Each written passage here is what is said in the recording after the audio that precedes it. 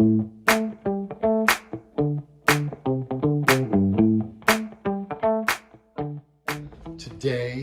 is the day. Tonight is the night. Oh, I can't tell you how happy I am to do my final rendition, my final video of butter chicken. It's been a long, long, hard journey, and I think I finally got it right.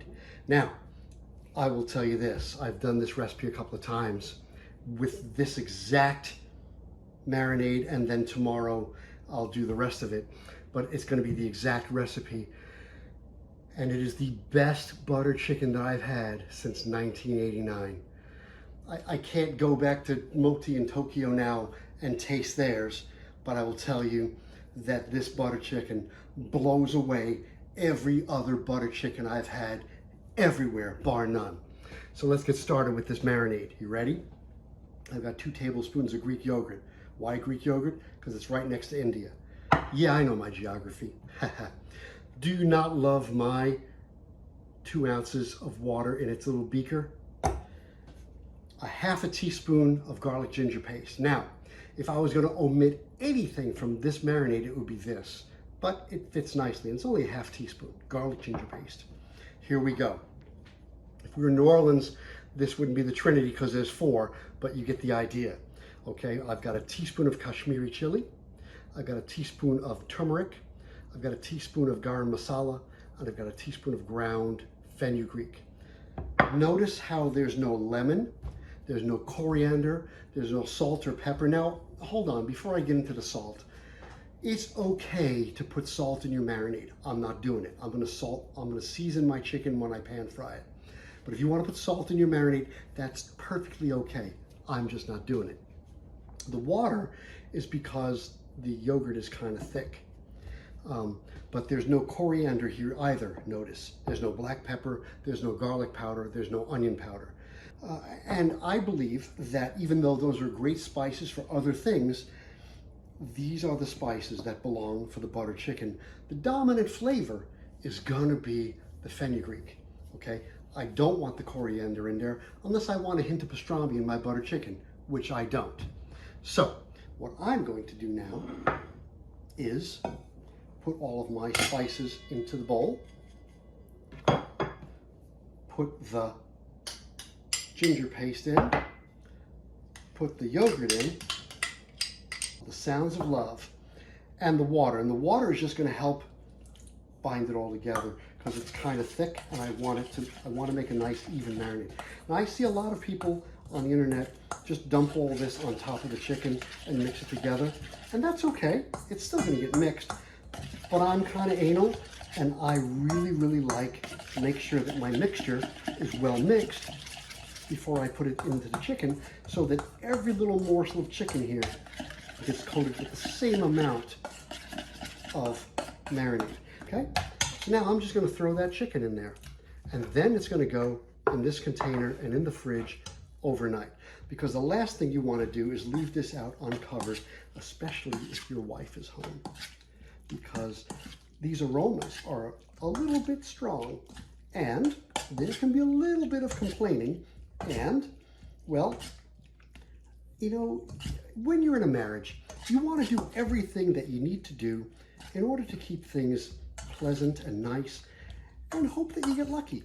And if you stink up the kitchen, you're not going to get lucky that night, okay? That doesn't mean I'm going to get lucky tonight. I'm probably not, but I have a better chance of getting lucky if... Where's my spatula? I'll just use a different one. I have a better chance of getting lucky if I don't stink up the place.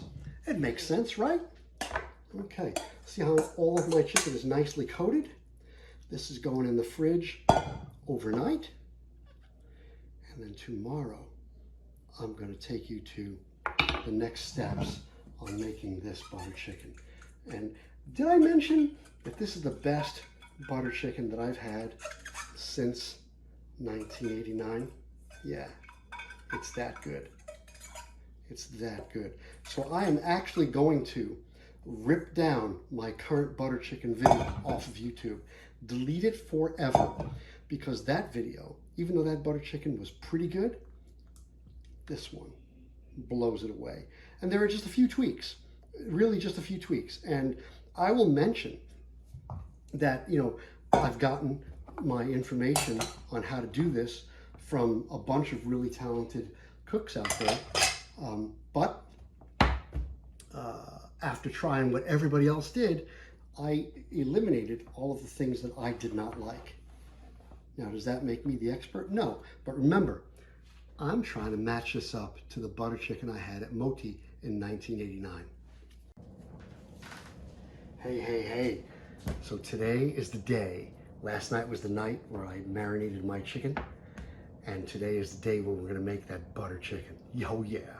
So I've got my tomatoes, my marinated chicken, a stick of butter, half a cup of heavy cream, and now Kashmiri chili powder, 1 teaspoon, half teaspoon of ground fenugreek, a teaspoon of garam masala, a teaspoon of salt, 2 tablespoons of fenugreek leaves, and 2 tablespoons of sugar.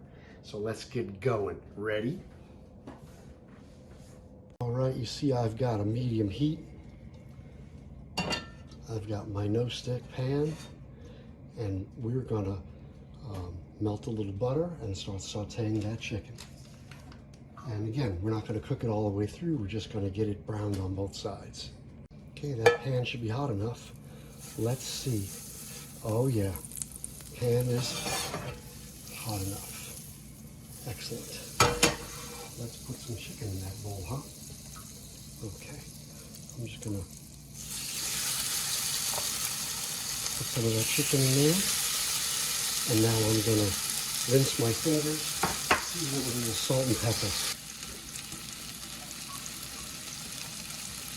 Okay, just a little salt, a little bit of salt.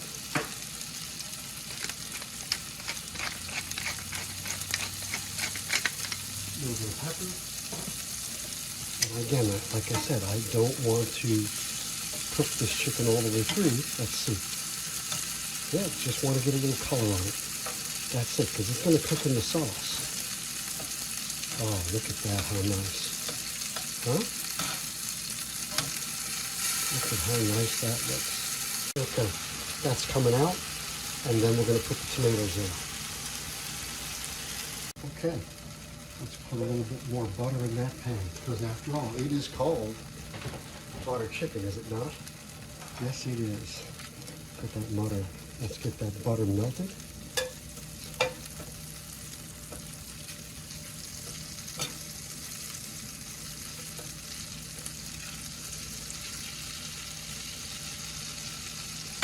Okay.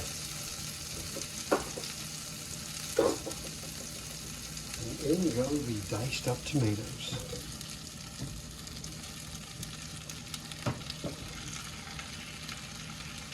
Now, I know the recipe says 400 grams about.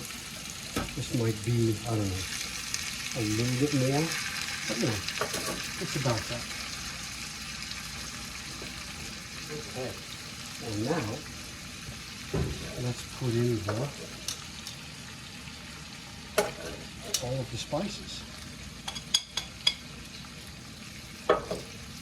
Just give that a quick little stir.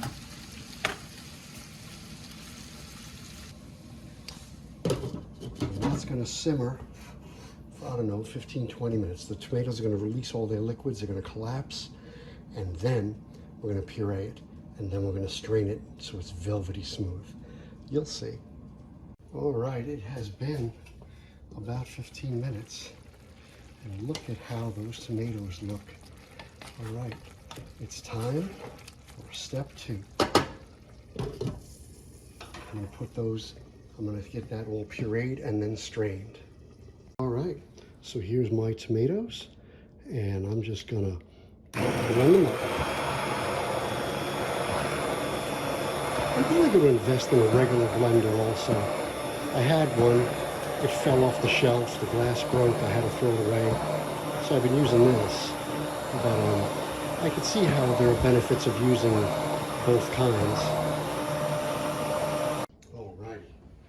So I have a chinoise but I'm not going to use it because this is not a lot of sauce. Otherwise, I might use a china cap for this. But basically, let's get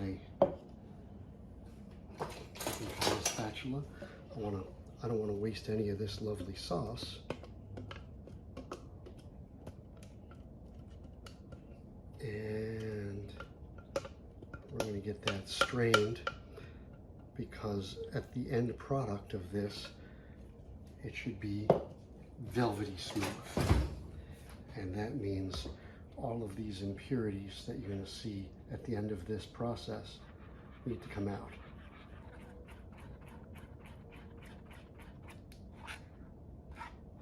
See, we're almost there.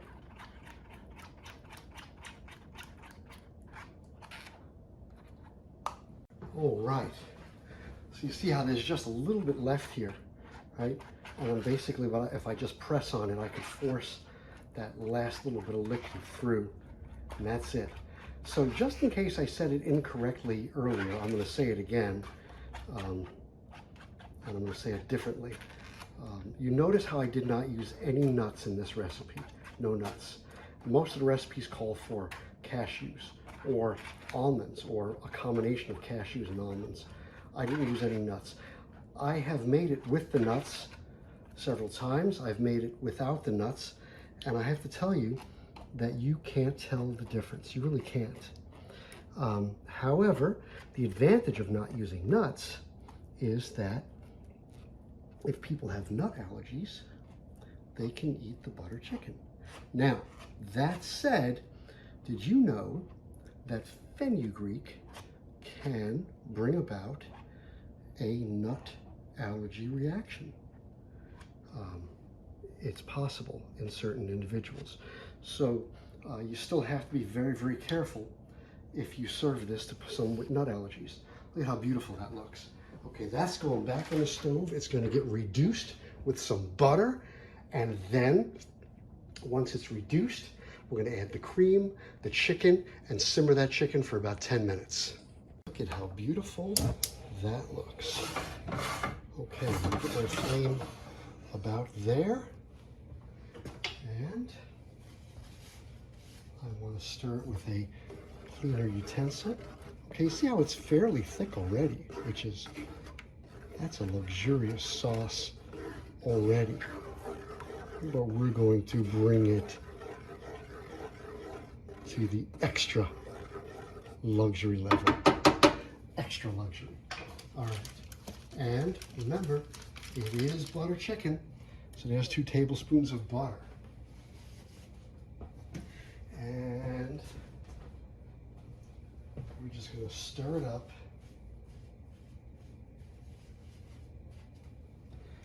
I'm going to just scrape down whatever's on the side there. I want to reduce this by about half. But I don't want to do it too rapidly because I don't want it to splash. Take a look at that sauce. So it has reduced just about in half, and now it's time to add the cream. All right, so it's just a half cup of cream. That's it, just a half cup. I'm gonna make sure I get all of it though. And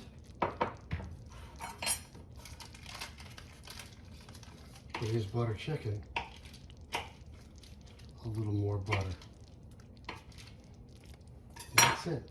So it's about a stick of butter. Half cup cream.